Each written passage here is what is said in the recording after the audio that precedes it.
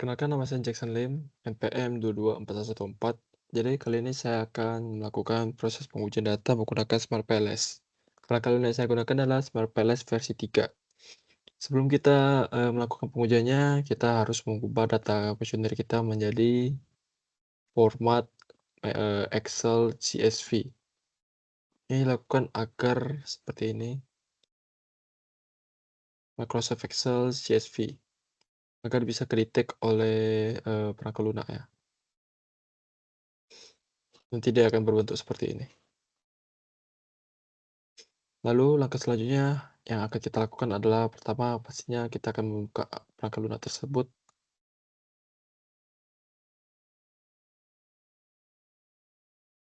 Ini.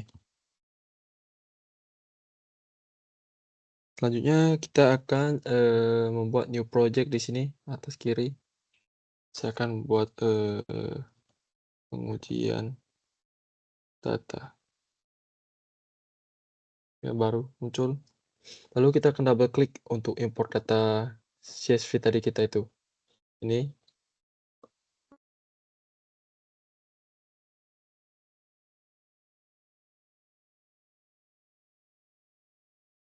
Dia akan muncul seperti ini. Selanjutnya kita akan klik di sini di atas kiri ini, pengujian data, agar kita bisa membuat sebuah model. Sebelumnya kita akan membuat model penelitian berdasarkan konstruk estrogen dan androgen yang telah ditentukan. Yaitu estrogen adalah variabel independen yang ada product quality, service quality, sophistication, brand image, dan marketing mix. Sedangkan estrogen adalah mediasi dan dependen, yaitu trust dan willingness to play. Ini kita akan buat modelnya, kerangka modelnya. Yang akan muncul seperti ini kosong. Lalu kita akan masukin variabel kita. Ini bisa ubah nama, klik kanan, ini product quality. Kita akan sesuaikan dengan nama variabel kita.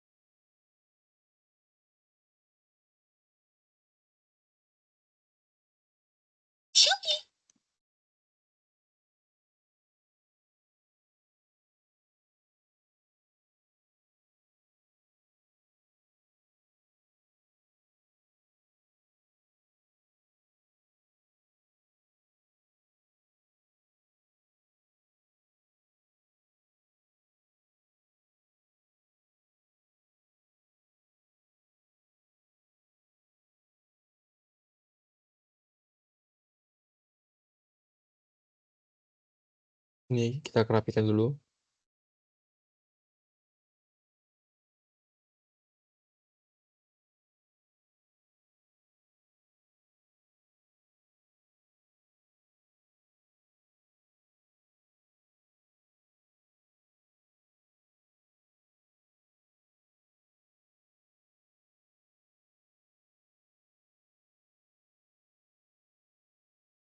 Sudah.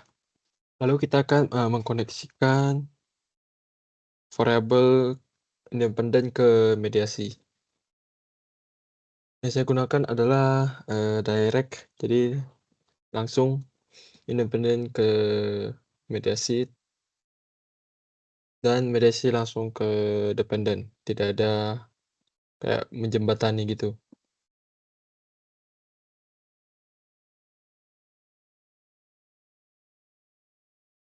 Jika sudah, dia akan muncul warna biru.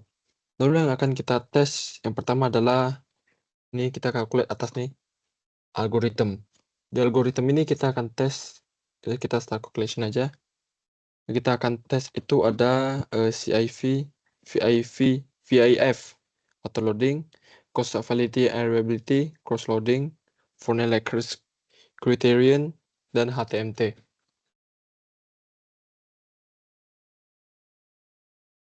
Dan ini yang pertama kita tes adalah VIF. Nah, di sini akan muncul.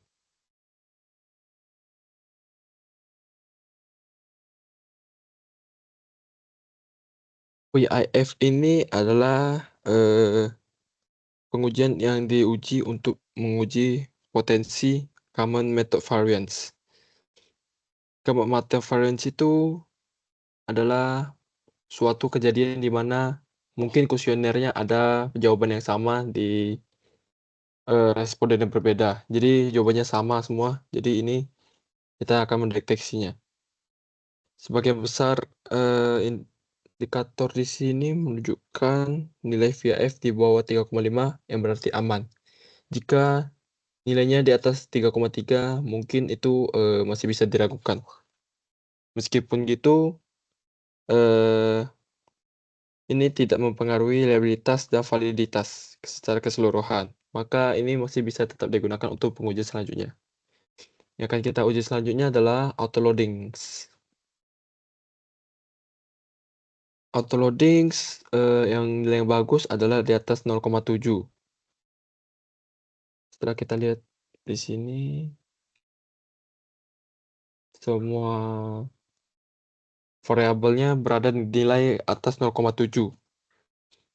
Jadi bisa dibilang semua indikator layak dipertahankan dalam model karena memenuhi validitas konvergen. Selanjutnya yang kita akan uji adalah construct validity and reliability yang di sini.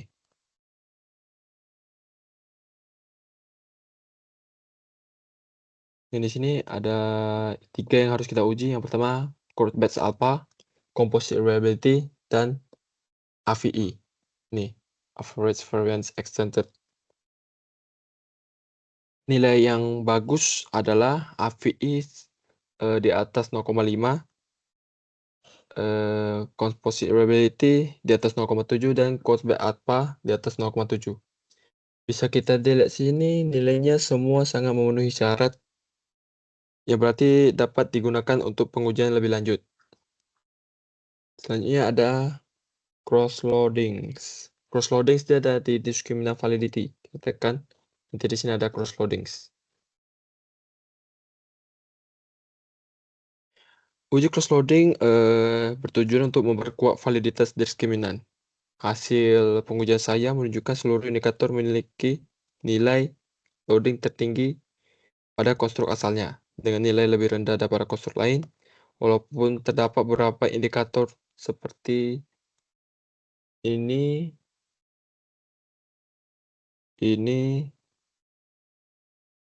dan ini yang berada di bawah 0,7, namun masih bisa digunakan tanpa perlu menghapus variabel. Yang kita uji adalah Fortnite Lakers creation. Ujian ini menunjukkan bahwa semua akar kuadrat AVI dari masing-masing konstruk memiliki nilai tinggi dibandingkan kolerasi dengan konstruk lain. Meskipun terdapat satu pasangan antara brand image dan service quality sedikit melampaui batas, namun tidak mengganggu kejelasan konstruk secara keseluruhan. Jadi masih dapat digunakan untuk penelitian selanjutnya. Lalu ada HTMT. HTMT digunakan untuk menguji validitas diskriminan, yaitu untuk melihat apakah konstruk yang berada memang benar-benar diukur yang benar. Semua ini HTMT nilainya semua di bawah 0,9 ya. Jadi sangat bagus dan bisa kita gunakan untuk ujian selanjutnya. Lalu kita sebenarnya masih ada pengujian yang lain, namun kita tidak bisa gunakan di algoritma ini. Kita harus gunakan bootstrapping ini. Untuk bootstrapping ini saya agak modifikasi untuk ininya, agar dia lebih lengkap komplit untuk pengujiannya.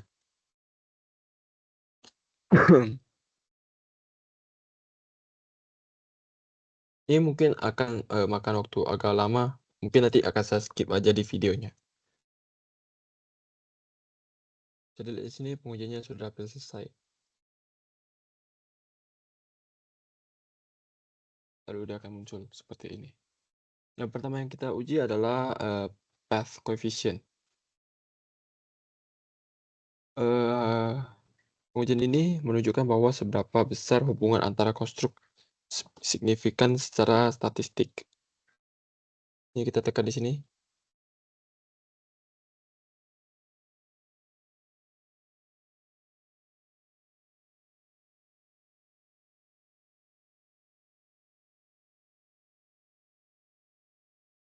Bisa, nilai yang dibukti signifikan adalah, nilai P, nilai T jika di atas 1,96 dan nilai P di bawah 0,05. Bisa dilihat di sini kalau kita lihat ada satu yang tidak signifikan, yaitu sophistication terhadap trust karena nilai T dan P-nya tidak memenuhi syarat. Jadi sementara variabel ini tidak memiliki pengaruh langsung kepada trust. Yang akan kita uji selanjutnya ada R-square. R-square. Jika kita lihat di sini nilainya menunjukkan bahwa trust nilainya 0,640 yang,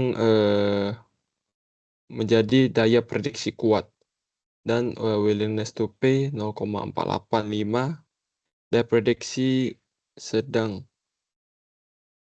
Namun, tetap mampu menjadi penjelasan sebagian besar varian yang terjadi pada konstruk androgen, khususnya untuk trust ini. Lalu ada F-square. F-square digunakan untuk uji kontribusi masing-masing konstruk terhadap konstruk endogen. Bisa kita lihat di sini, yang ini efek besar, yang ini sedang, ini sangat kecil, apalagi ini sangat kecil, yang menunjukkan ini tidak signifikan. Menunjukkan bahwa trust merupakan kunci variabel untuk mempengaruhi semuanya, dan kualitas produk serta marketing berperan dalam membentuk kepercayaan tersebut, trust itu. Lalu selanjutnya ada SRMR.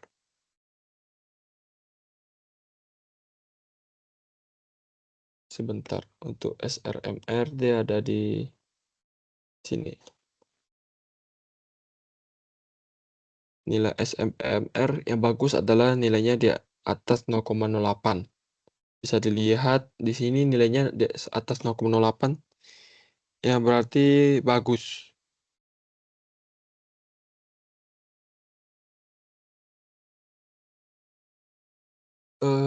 Mungkin sekian saja pengujian data saya. Berdasarkan persyaratan saya hanya akan menguji beberapa pengujian tersebut yang saya sebutkan sebelumnya. Semoga dapat membantu. Terima kasih.